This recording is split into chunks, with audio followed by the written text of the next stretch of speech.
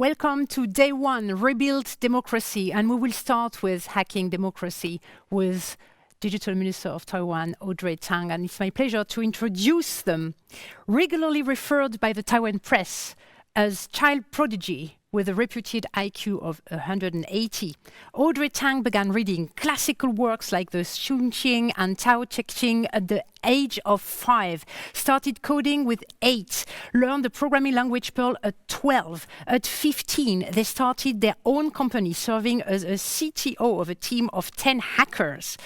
In 2014, they retired from the business world and began focusing on civic engagement, working on the collective intelligence of civil society with open source software.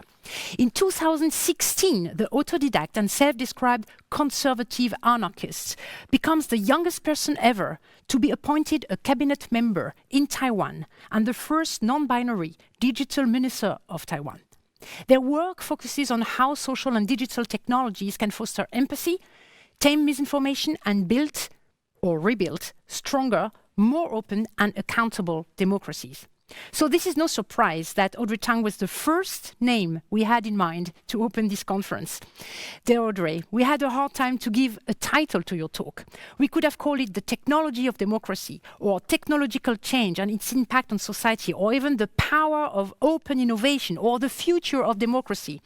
We opted for hacking democracy because it was the shortest way to bring it to the point and introduce this day and this conference. Hackers use their technical knowledge to achieve a goal or overcome an obstacle by non-standard means. But hacking can also be utilized by legitimate figures in legal situations.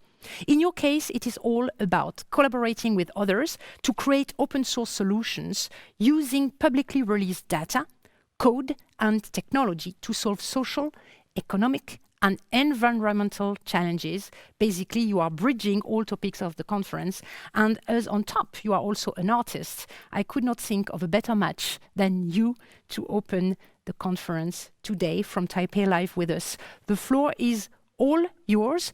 Just for the audience to know, I will maybe pick a couple of questions after this keynote. Thank you very much, Audrey. Please enjoy every word. Hello and greetings. I'm Audrey Tang, Taiwan's Digital Minister in charge of social innovation, and I'm really happy to be here to share with you some thoughts around digital social innovation. Now, if you see a cute dog, and I hope you do see a cute dog, that means that the presentation is working. And this is our main way of countering the pandemic in Taiwan with no lockdown and countering the infodemic with no takedown. This dog, the name is Zongchai, is a Shiba Inu, and the dog lives with the participation officer or the PO of the Ministry of Health. You see, in each of our 32 ministries, we have a team of people who engage emerging hashtags. That is to say, just like media officers respond to journalists and the parliamentary officers respond to the MPs, the hashtag officers or POs engage what's happening in the here and now when people have anything to say about democracy. So instead of just 3 bits per person every 4 years uploaded, which is called voting, anyone in Taiwan can pick up the phone and essentially talk to the spokesdog. This is how we communicate our physical distancing rules. When you're indoors, keep 3 Shiba Inus away. When you're outdoors, keep 2 of them away.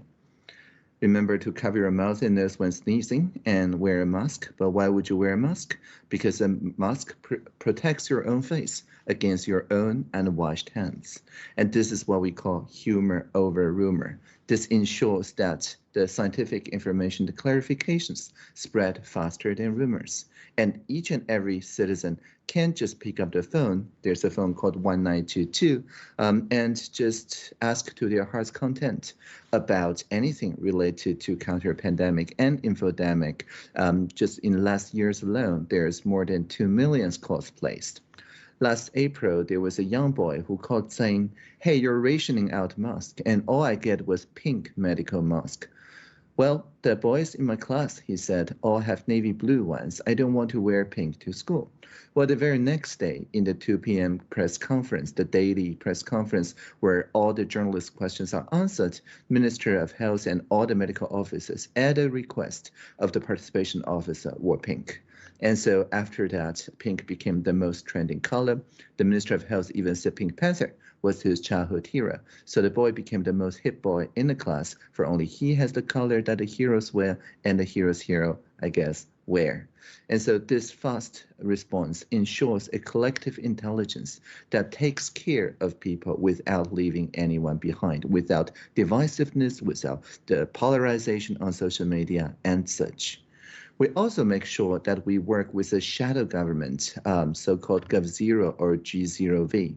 You see, in each and every digital service in Taiwan, which all ends is something that gov.tw, there's a bunch of people, civic hackers, that always watch what digital service doesn't do well or do right, and they, instead of complaining, demonstrate as in demo. So building alternate websites using the same domain, but always in a more fun and open source way, and using something that G0V.tw. So just changing an O to a 0 in the browser bar gets you into the shadow government that's always relinquishing the copyright also, so that in the future, when people accept that, hey, this is actually working better, we can always merge it back into what we call a people-public partnership or reverse procurement. One case to note is that last February, there's a bunch of people in Tainan City who noticed that masks were in short supply. And so they coded up a map that displays the availability of masks using crowdsourcing reports. And because I'm part of the Gov0 collective, I noticed this work, and then I talked to the premier, head of our cabinet, saying we need to trust citizens with open data, because in Taiwan, data could be published as soon as it's collected. And because we have broadband as a human right, any corner in Taiwan, you're guaranteed to have 10 megabits per second for just 15 euros a month. Otherwise, it's my fault. You can call me personally. And so using this available infrastructure, we made sure that when we're rationing out the mask in more than 6,000 pharmacies, each and every pharmacy updates every 30 seconds, like a distributed ledger, to more than 100 different tools built by the social sector, so that people who queue in line can see that people using the national health card, which protects not just citizens but residents, in line, and then they can swipe the card and they see the real-time availability of masks actually depleting while they're queuing, and so they don't have to queue in vain, and we get 3/4 of people wearing masks and washing hands in all districts in Taiwan by April, and after which we move on more or less to a post-pandemic lifestyle. And so the point here is not just about the fair distribution. It's also about crowdsourcing. What does it mean to be fair? For example, there's independent analysis being built at the time by people from the OpenStreetMap community. And the community realized that even though it looks fair on the map, on a distance point of view, however, according to the OpenStreetMap community, if you zoom out a little bit, then suddenly we discovered that in the rural places, it's actually the time cost to reach pharmacies is not as short as in the urban areas. So this MP, the VP of Data Analytics in Foxconn before joining the parliament, MP Gao interpolated Minister Chen saying what's fair is actually biased, it has a Taipei bias. But Minister Chen didn't defend the policy, but rather said, hey, legislator, teach us. And then we co-created the pre-ordering system as well as the new distribution system in just 24 hours, again, in a evidence-based co-creation. And so this seems to speak to to Dr. Tsai Ing-wen, our president's inauguration speech in 2016, where she said, before we think of democracy as showdown between opposing values, but now we must think of democracy as a conversation between many diverse values. And you're looking at the Social Innovation Lab. It's my office. Every Wednesday, any social innovator can book 40 minutes of my time to talk about anything that they wish to talk. The only thing I ask in return is that the conversation that we had must be published to the Commons after 10 days of co-editing as a transcript or as a video under Creative Commons attribution license. And so the nature of conversation changes. It's always centered around the sustainable goals, because the future generations, in a sense, are in the room too. The live streaming or the transcripts or the tape recorder stands for the people who will look at our conversation in the future. So always when people introduce new emergent ideas to me, they always make a case that also benefits future generations, simply because it will look quite bad if they make a proposition that only benefits this generation at the expense of future generations. And so the digitalization is not just about the development of technologies, but also making sure the innovation and the governance are inclusive, meaning that we must leave no one behind. And so every year we have a presidential hackathon hosted in the Social Innovation Lab. And the top 5 teams that won the trophy from our president, Dr. Tsai Ing-wen, gets their ideas amplified within 1 year. So for example, the Water Saviors team detects water leakage because we've had no typhoons last year. This is actually very important so that we can plug the pipes in real time. They co-created this map with the assistive intelligence, or AI, and collective intelligence. And so they shortened the time it takes to detect the water leakage from 2 months to 2 days. And again, this co-creation just won the trophy, which is a micro projector. If you turn it on, it projects Dr. Tsai Ing-wen handing you the trophy. So it's meta. It's a self-describing trophy. And the 5 teams that won the trophy each year basically gets a presidential guarantee that their idea of data collaboratives will become national digital public infrastructure within the next year. And that's how we get a lot of the infrastructure from the civil society into the public sector, but still maintained by the civil society, such as the air pollution map that has been repurposed to, well, the mask availability map, but also water resource map and many other maps as well. And so this idea of a civil IoT system shows that it's not just about the state or the surveillance capitalist gathering data. Rather, all these dots that you see here are in the primary schools. It's part of basic education where we teach not literacy, but competence.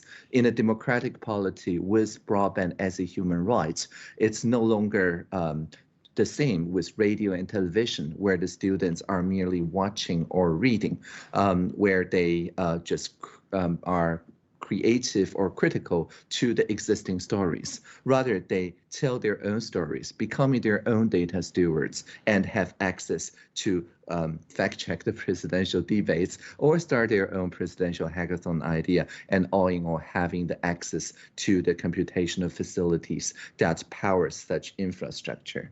And so when it comes to social media, we're not as afraid of the anti-social corner of social media to disrupt democracy, because part of our infrastructure, Polis, the GOV, the TW, is a pro-social social media built by the free software community and hosted in our national infrastructure. So we understand the cybersecurity and the privacy guarantees are to be trusted. And so this is the place where we have national deliberations on, for example, the Uber X case in 2015, where people, instead of arguing what's platform economy, what's gig economy, what's sharing economy, instead concentrated on what do you feel about the facts. that people crowdsourced. And there's no right or wrong about feelings. For each new fact, I can feel happy, they can feel angry, and it's all okay. But after 3 weeks of letting people voice the feelings and resonate with one another, almost magically, the feelings coalesce into a convergent whole, what we call a rough consensus. And so the experience is like you see a fellow citizen's feeling. I feel liability insurance for passenger is very important. Well, if you agree, then you move toward me on this map. And if you disagree, then you move farther away from me on this map. But there is no reply button, so there is no room for troll to grow. And we designed the system such that this headcount does not affect the area. If you get 2,000 people voting exactly the same way, well, you may see an extra zero here, but the shape does not change. For the only agenda that's binding from this consultation must be cross the aisle, meaning all the 4 groups must be agreeing on it. It must be a supermajority. And so while people agree to disagree on a few divisive statements, by and large, people agree with most their neighbors on most of the items, most of the time. And so because of this, everybody can see that the insurance, the registration, not undercutting existing meters and so on, are what the entire society, including Uber drivers and taxi drivers, feel the same. And so we then hold all the stakeholders to account and build the multi-purpose taxi regulation. Uber is now a just regular taxi fleet in Taiwan, the Q taxi, but we then revamped the taxi rules to allow for surge pricing, app-based dispassion, and so on, so that the co-ops and many social sector people, even local churches and temples, can operate a Uber-like service so that it's a people-public-private partnership with the people setting the norm first via such online consultation forms. So this is still KPI, but the key performance indicators are crowdsourced. Crowdsourced agenda setting, I think, is the key to make democracy a form of social technology that everybody can add in without distracting one another. And so as a concluding remark, I would like to share my job description. Back in 2015, when I was running this V-Taiwan policy consultations, the SDGs are being deliberated in the UN, and I really like the SDGs and how it unifies the visions of the 3 sectors together. And so when I become digital minister in 2016, and the HR asked me, hey, minister, what do you mean by digital minister? Taiwan never had a digital minister. And I was so inspired. I said, well, the digital minister's job is just 1718, reliable data, 1717, effective partnerships, 17.6, open innovation. And the HR people said, you know, I don't think the Taiwanese population have memorized all 169 SDG goals. You have to explain in plain language. And so that's when I translated that into a poem or a prayer, and I call myself a poetician ever after. So this is my job description. When we see the Internet of Things, let's make it an Internet of Beings. When we see virtual reality, let's make it a shared reality. When we see machine learning, let's make it collaborative learning. When we see user experience, let's make it about human experience. And whenever we hear that a singularity is near, let us always remember the plurality is here.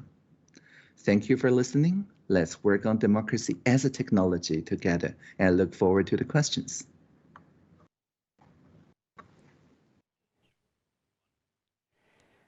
Audrey, thank you so much for this opening keynote. This is so perfect to start because it gives really a big picture also on the potential of the empowerment and to take it in your own hands. And this is what we really want to have. So you are bridging it fantastically. Thank you so much.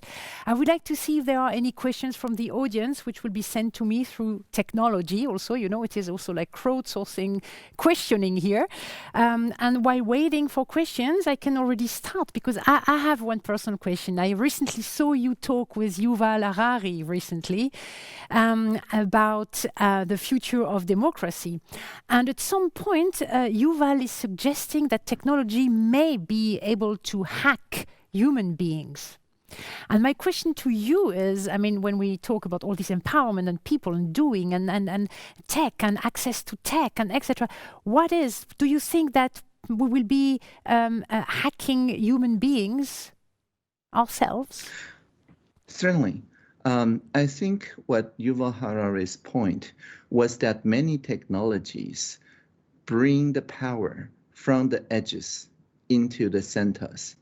That is to say, previously, the people-to-people relationships depend on a certain norms, but those norms may be disrupted in the form of disruptive technology, and the norms will be asked to give way to technologies. That's my understanding of his position. And my response is that it could be done the other way too. We can empower people closest to the pain with the universal broadband, universal healthcare, the access to assistive intelligence, not authoritarian intelligence as human right, and so on. We can empower people who are closest to the field to basically appropriate existing technology, become appropriate technologies. And so I have in my mind, for example, there was a call to 1922 last April, and the caller said, I tried out the traditional rice cooker, and it seems that if you don't add water to it, it can kill the virus, but it doesn't kill the mask. So that the masks, which were at the time still in short supply, could be reused 2 or 3 times without getting the need to be renewed and so on, essentially tripling our mask supply. Now, this is a really good idea. It's been replicated. Our Minister Chen even tried it out on the live-streamed press conference, and it also reached many people. I translated it to many different languages. But I'm sure that the traditional rice cooker makers did not have this use in mind. And I have in my mind all the open source, open data, and open algorithms that the society is producing, so that if we make sure that our digital infrastructure is built in such a way that anyone who gets affected by it has the whereabouts, has the competence to change it, then I think we can collectively hack the democratic institutions and polities for the better. If, on the other hand, the right access, the commit rights, is restricted to just a few people, then Harari may well be right, because then we are all read-only, while just a few people equipped with hacking rights eventually determine the destiny of many other people. Mm-hmm. Absolutely. I'm just checking again. People, you can actually write your questions in the chat. We have great chat moderators, and you can write your questions. It is for the accredited people, I think, and they can actually bring this up to me on this stage. So I am also in a participative democratic experiment here, and I try to bring it to you, Audrey. Just another question. You said you are also an artist, but it goes beyond the poetry. I think it is absolutely genius to have translated the 169 measures you had into poetry, like haiku, so to speak. Are you an artist also beyond this yourself, and do you have time to do art yourself? Yes, so I call myself a poetician. So a lot of my work is just to write, as you said, haikus, either writing it myself or translating, like from the great poet Lao Tzu, the Tao Te Ching, which I draw a lot of inspiration from.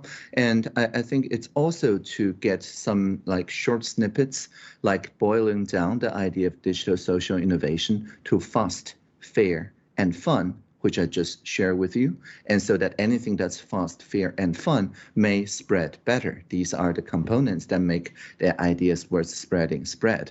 Or the idea of humor over rumor. That's another short snippet that says if the outrage and polarization drives people's behavior on the more antisocial corner of social media, then using humor, especially self-deprecating humor, it actually spreads even faster, as I demonstrated with a very cute Shiba Inu dog. Which is actually, by the way, my favorite dog. So I love Shiba Inu. So I was like, oh, this is so cute, obviously. And everybody is like, feeling trust, as you were saying. Audrey, it was really wonderful to have you with us, and I'm so glad you were opening the conference. Thank you so much. I wish you a good evening in Taiwan, where you are right now. Thank you again, and I hope to see you soon to a next conference, and we will all check what you're doing over there, right? Thank you. Live long and prosper, everyone. Thank you. Bye. Bye.